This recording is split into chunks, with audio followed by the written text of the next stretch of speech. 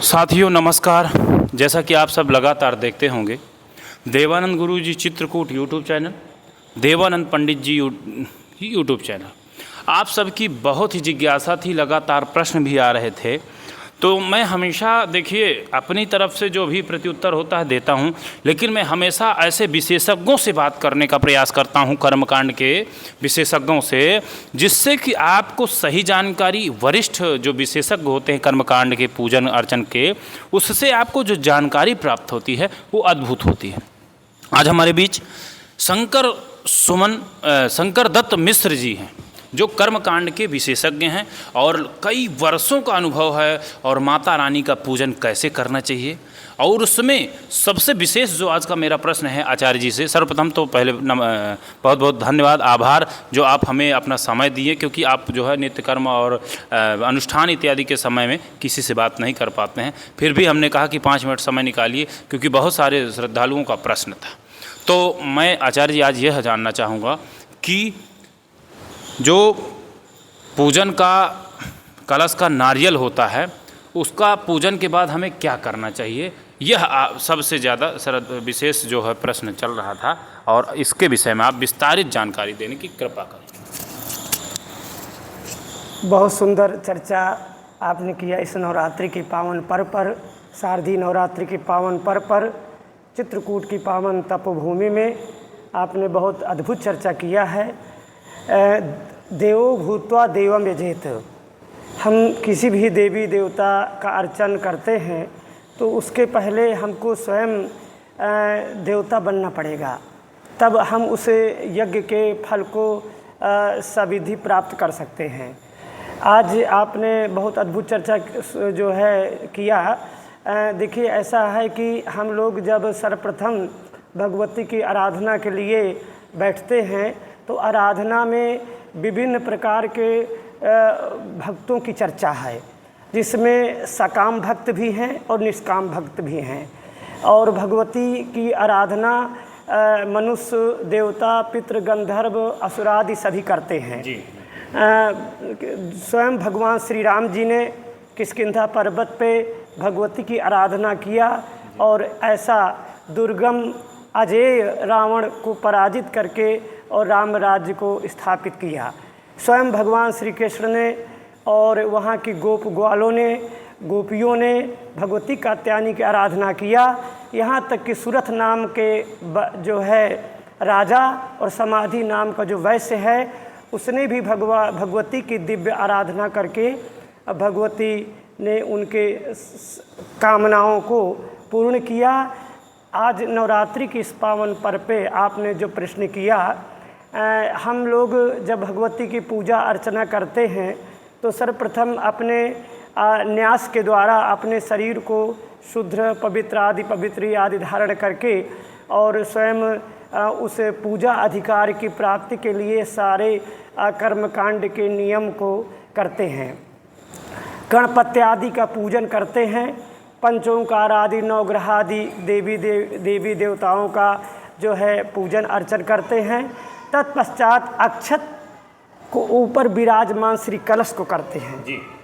और कलश का बहुत बड़ा दिव्य स्वरूप है।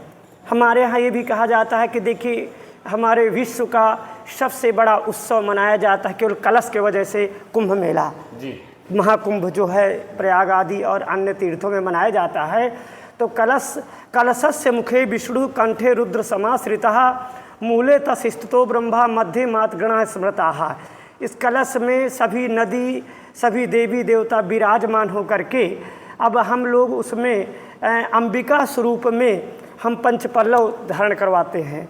इसके बाद धान्य स्वरूप में हम सप्तधान करते हैं, और नीचे अक्षत के ऊपर विराजमान कलश को विराजमान कराते हैं। अब रही बात आप नारियल की, तो ये श्रीफल है। श्रीश्चते लक्ष्मीश्च पत्न्याम बहो रात्रे पार्श्वे नक्षत्राणि रूपमस्यनौ व्याप्तम ईषण निखाड़ा मुम मैखाड़ा सर्वलोकम मैखाड़ा, ये श्रीफल है। तो नारियल को हमेशा बहुत लोग क्या करते हैं, ऊपर ऐसे उठा के रखते हैं, बहुत लोग अधोमुख कर देते हैं, बहुत लोग ऊर्ध्वमुख कर देते हैं। नारियल का नियम है कि नारियल में जो जटा है वो सिर है और वहीं पर नेत्र रहते हैं, तो वो नेत्र यजमान की तरफ देखते रहें। ऐसे नारियल को विराजमान करना चाहिए, कोई वस्त्र आदमी लपेट करके, और उनका आवाहन करना चाहिए, पूजन करना चाहिए।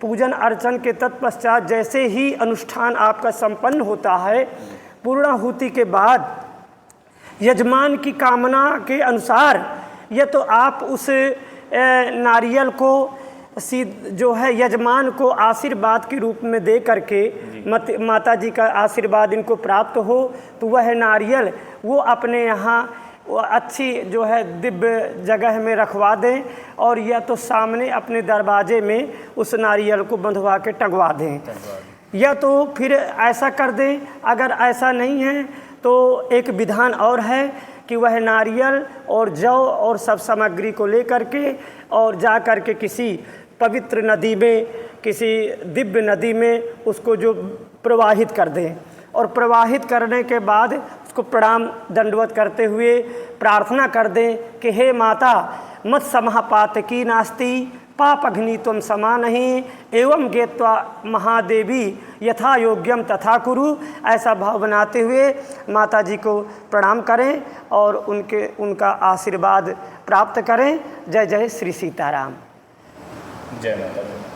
बहुत अच्छा रहा आचार्य जी के द्वारा जो देखिए जानकारी दी गई। हमने कहा था पहले भी और पुनः कहते हैं कि किसी भी तरह की सोशल मीडिया के द्वारा लिखी गई कॉपी पेस्ट पे चर्चा नहीं। जो आचार्यों के द्वारा दैनिक विधा कराई जाती है, वैदिक पद्धति है, और यह वैदिक पद्धति आचार्य जी के द्वारा नित्य प्रति जो 100 50 ब्राह्मणों को लेकर के आचार्य जी के माध्यम से अनुष्ठान क्रियाएं चलती रहती हैं।